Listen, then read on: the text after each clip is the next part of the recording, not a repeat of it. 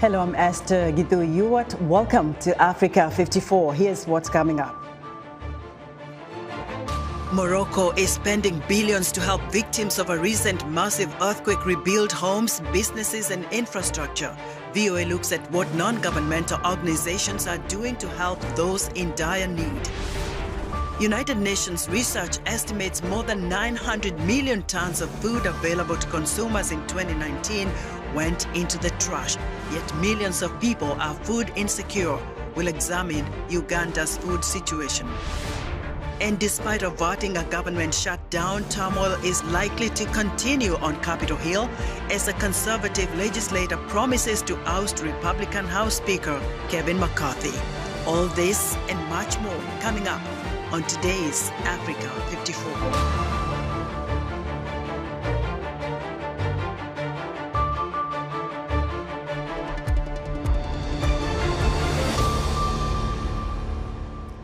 Morocco is pledging $11.7 billion to help victims of the recent 6.8 magnitude earthquake rebuild homes, businesses and infrastructure over the next 5 years.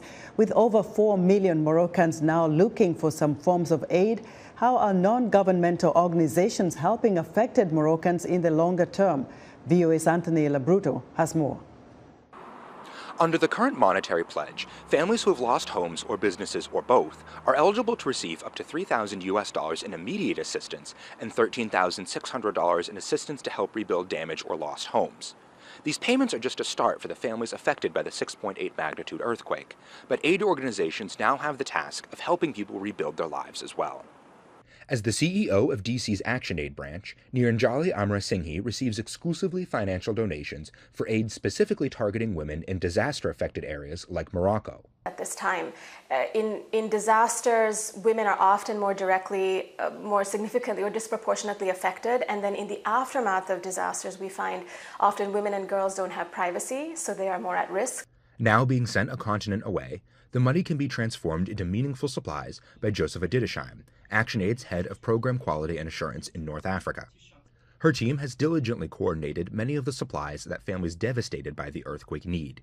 With the earthquake's initial impact almost a month ago, ActionAid's presence on the ground is directed towards support systems that looks to address some of the invisible problems associated with natural disasters.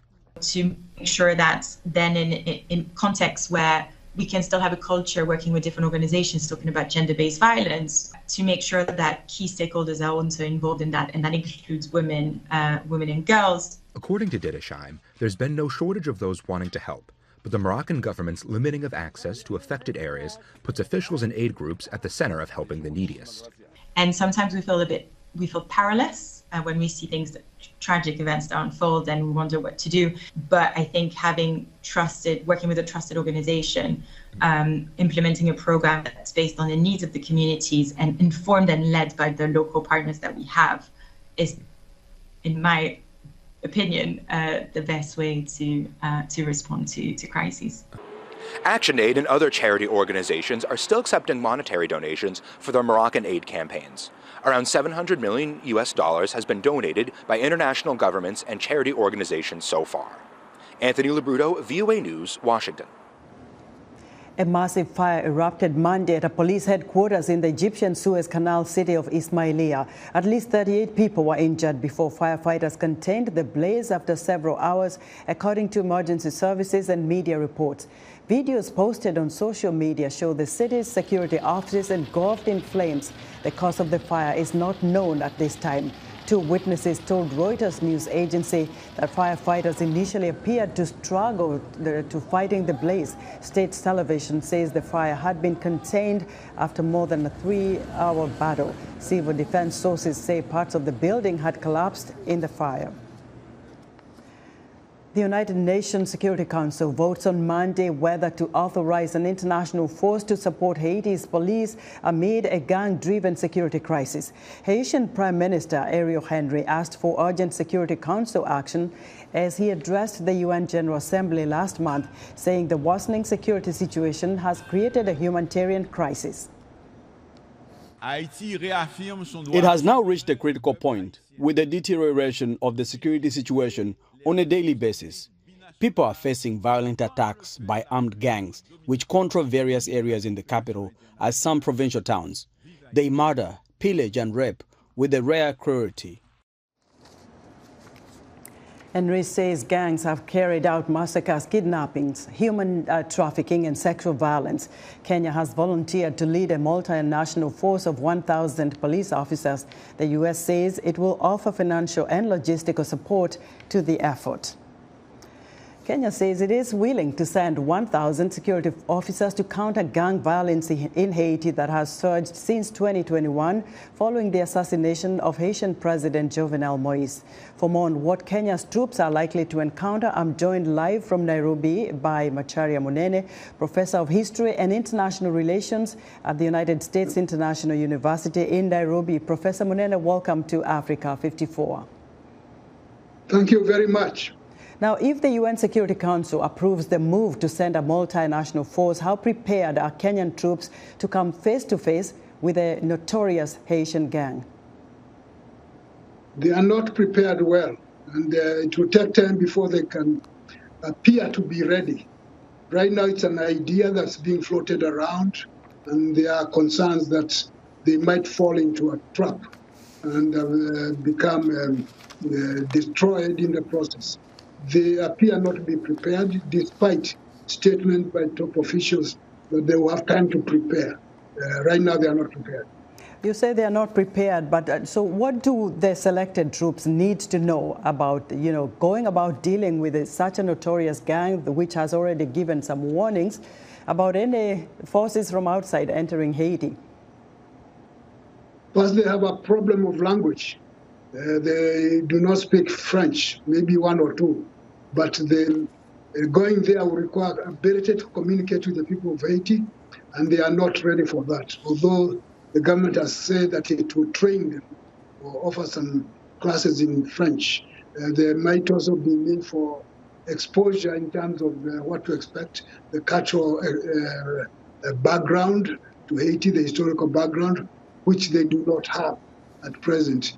So they do need a lot of intense preparation, and we don't know how well that is prepared. So they do look unprepared, and when they go there, they might find they have serious language and cultural problems to deal with. Besides what you just explained there, that they will face certain barriers, what do they need to know about the notorious gangster, the lead guy there, Jamie Barbecue Cherizia, who is already giving out a warning that any multinational force going to Haiti will be countered and dealt with?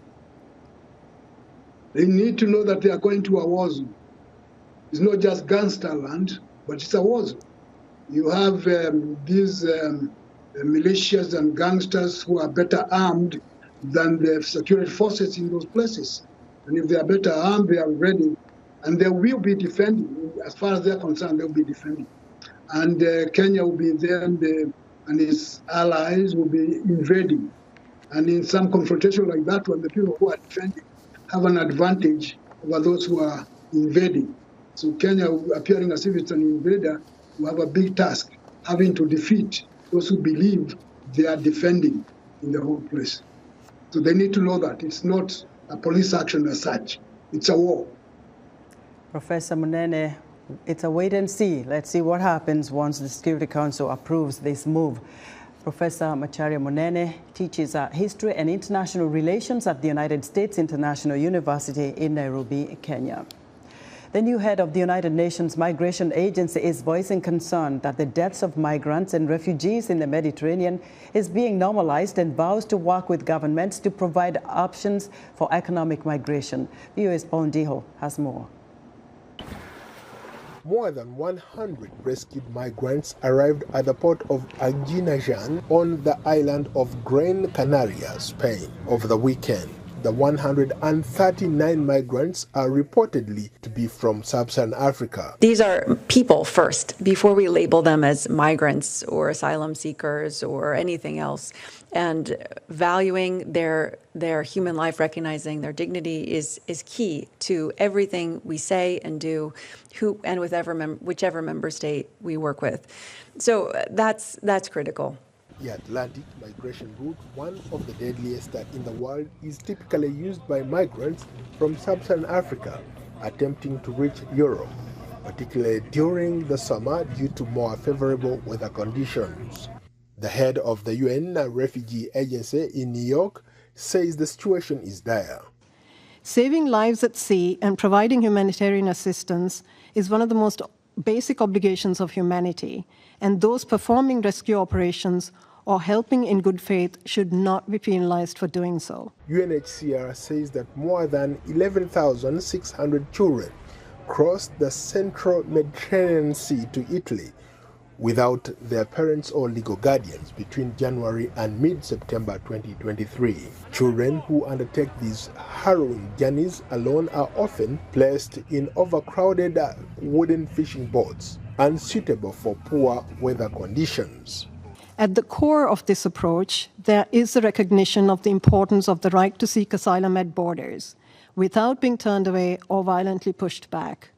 People should not be prevented from seeking protection under international human rights law and international refugee law. War, conflict, violence, and poverty are the main drivers for children fleeing their home countries alone. Evidence shows that unaccompanied children are at risk of exploitation and abuse on every step of their journeys, with girls and children from sub-Saharan Africa the more likely to suffer abuse. Between January and August 23, it is estimated that 186,000 refugees and migrants attempted to cross the Mediterranean Sea to Europe, an increase of 83% compared to the same period in 2022. Paul Ndiho, VOA News, Washington. United Nations research estimates more than 900 million tons of food, or 17% of the total food available to consumers in 2019, went into the garbage. Yet millions of people are food insecure. Mugume Davis Rwakaringi has more from Kampala, Uganda. Kampala food vendor Dorin Nanyonga sits under a scorching sun at Kaliro Market in Kampala. Nanyonga deals in various foods including fruits, vegetables and potatoes. She says she incurs losses because of changing weather patterns. You see these eggplants, they don't stay for a long time.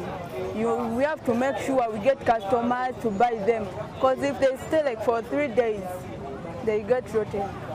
Some of our merchandise, such as passion fruit, have a bit of a longer span on the shelf, but may lose quality during transportation. You see this bucket is full of many rotten passion fruits. As you see this one, I was expecting 20,000 from them. Now I'm having only 2,000. Now it is a loss for me. She's not the only one facing losses. Patience Mase Namanya, who deals in Matoke, says her merchandise usually gets spoiled on the road from farms to Kampala. Namanya buys Matoke from Barara in western Uganda, about 400 kilometers from the Ugandan capital, Kampala. Even though you get a bunches where are having a small damage, even the customer will complain that this matoke they have damage. Do you just leave it and give it, or you give it to the people for free, or you just leave it on there, you dump it away? Here at Kaliro Market, heaps of foods including plantain, vegetables, legumes and fruits is thrown into the dustbin. A new United Nations report says across the globe, millions of people are food insecure, while millions of tons of food is wasted every year. The UN's research estimates 931 million metric tons of food, or about 17% of total food available to consumers in 2019, went into the waste bins of households, retailers, restaurants, and other food services. The UN aims to cut food waste in half by 2030. Agnes Chirabo is the coordinator of Food Rights Alliance, an organization advocating for food security in Uganda. She says ignorance and traditional beliefs are responsible for losses of tons of food that would normally feed millions of people across Uganda. Some people, out of attitude, think that if you eat all the food that you've served, you're greedy. On the contrary, not. So we have to deal with the inner, the software of the people, on their behaviors when it comes to food. Deal with their greed, deal with their ignorance, but also deal with the misinformation. She finds it abominable that people dump food when their neighbors go hungry. Up 40% of the population in Uganda is food insecure, according to the Integrated Food Security Phase Classification IPS report. World aid agencies use the report to assess food insecurity.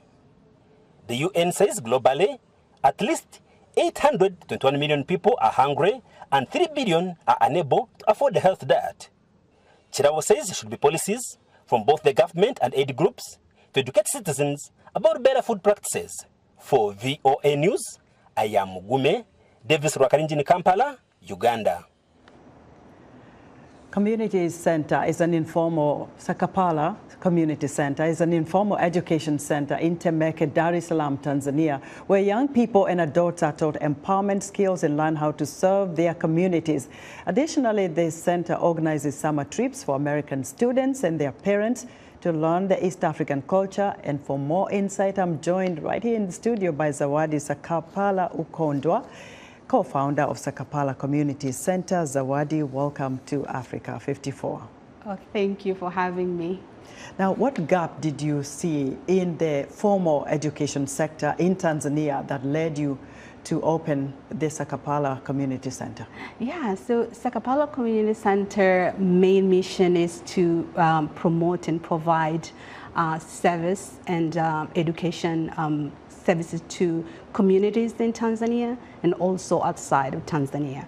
So my husband and I have been intentionally take our kids to Tanzania every other year, and we realized that when we visit Tanzania, we don't have any place like community center here that the kids could spend a week doing a service work. And also it's a part of giving back to us. I remember my husband and I were both born and raised in Tanzania.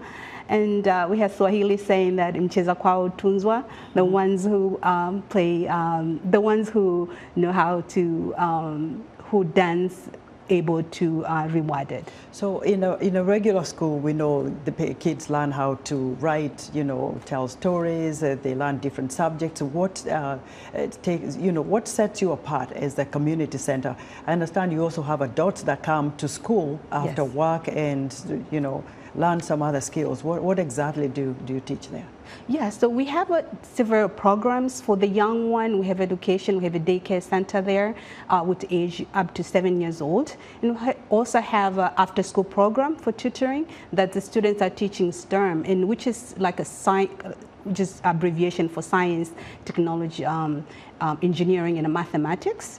And those are kind of experiments. It's hard to get for primary schools in Tanzania because they have to get to high school. So for this community center, we take students from the school surrounding community center, and they will organize kind of science camp for them to have a hands-on experience of things like if they want to do volcano, how volcano. So instead of just theorize it, or if they want to be a doctor, so they'll see the physical doctor coming there and giving them an example how the stethoscope works. So kind of make the students once kind of intrigue their curiosity and be able to say, okay, maybe I want to be an artist, I want to be maybe a doctor, just by experience those programs there. Now, in addition to teaching these students at the center, you also organize summer programs for Americans, parents and students. Yeah. And you recently just came from Tanzania. Yes. Tell us about the experience there. Yeah, so that's a part of service learning, is one of the program also we offer at the center, that we take students and young adults and from high school to college and even individuals to visit in Tanzania. So the first, we require them at least to learn the culture of Tanzania, and then when they get there, based on their skills, so they will connect to the students there. So either they will learn, they will be able to teach the students. For example, the summer we're talking about, we have students who volunteer here in US as a CPR to the fire. So he said, I want to teach CPR class to adults and young adults in Tanzania. So we're able to accommodate that. So that's one of the programs. And also we get a chance to visit. As you know, Tanzania is a beautiful country.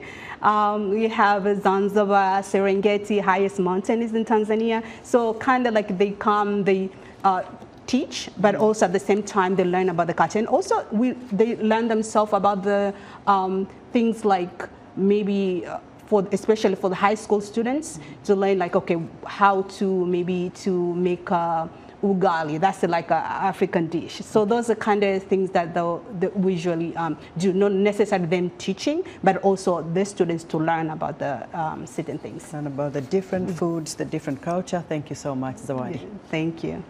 Zawadi Sakapala Ukondwa is the co-founder of Sakapala Community Center in Dar es Salaam, Tanzania. Still to come, after avoiding a U.S. government shutdown, a conservative legislator says he will work to oust Republican House Speaker Kevin McCarthy. We'll be right back. Health, wellness, sport, beauty, medical breakthroughs. Healthy Living cares about your well-being. What are the main health concerns in Africa and around the world? Find out the latest on coronavirus. Connect with our experts and ask them questions. How long does the virus stay? Join me, Linoch Mudu, in Washington, every week on Healthy Living, right here on VOA.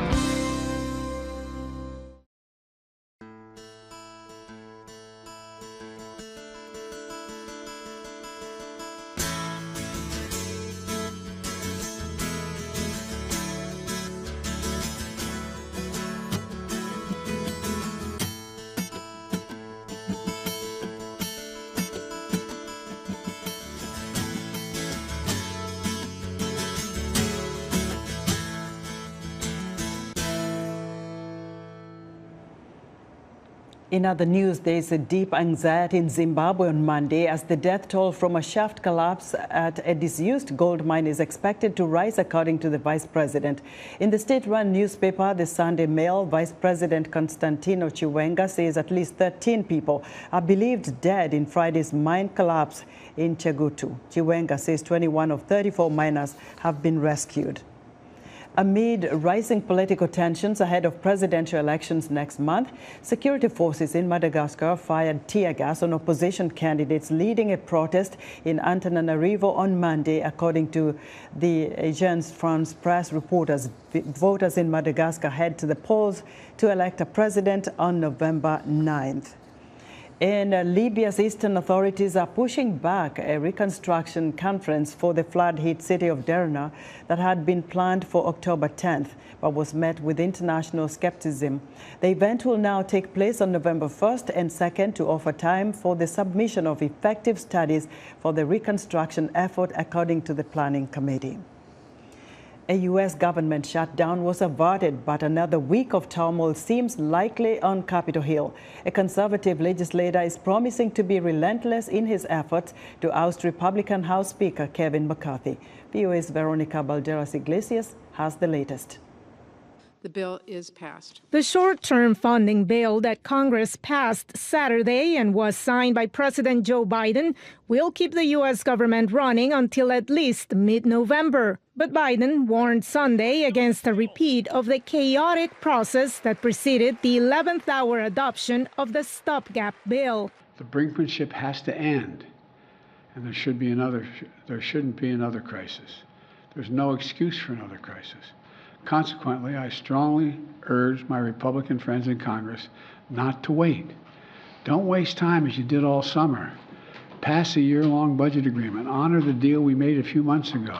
But a new showdown might be on the horizon on Capitol Hill. Far-right conservatives are unhappy that House Speaker Kevin McCarthy reached out to Democrats to pass the temporary funding bill. Ousting him is now a top priority for conservative Republican Representative Matt Gaetz. In January, to get the speakership, Kevin had to agree to certain guardrails on spending. America's lawmakers take one up or down vote on the funding of the entire government. That is crazy. That is the reason we're $33 trillion in debt. We want to move to single subject spending bills. He made that commitment. He broke it. McCarthy's response was defiant.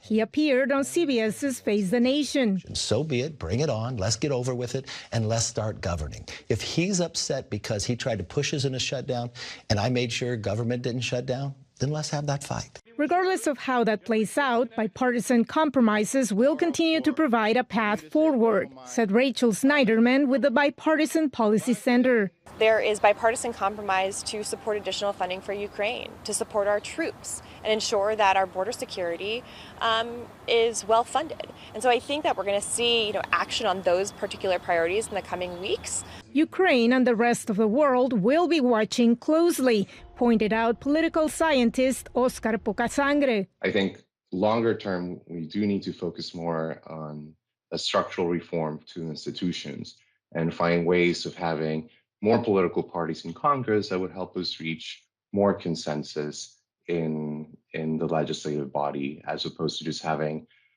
back and forth between these two very polarized parties. Pocasangre noted as well that more political instability could hurt the United States' credibility as well as its economic standing. Veronica Valderas Iglesias, VOA News, Washington. And that's our show for today. Be sure to watch Africa 54 on our website at voaafrica.com. From all of us here in Washington, thanks for watching.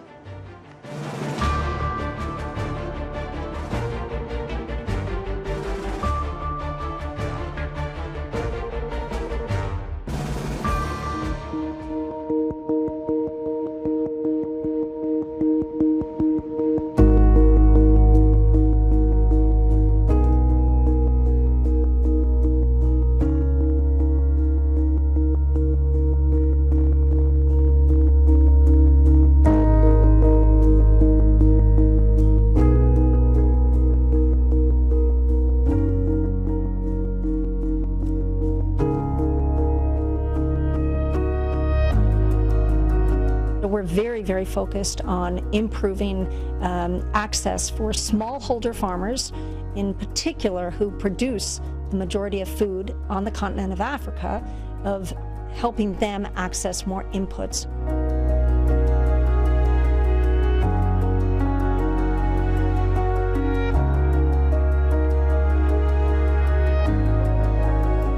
We launched this new First Loss Fund to help de-risk the process for investors, to help by putting in grant money, USAID grant money, US government grant money, plus some grant money from the government of Norway. And our goal is to start with the 70 million, but get to at least 200 million. And we hope that this will really surge in additional financing.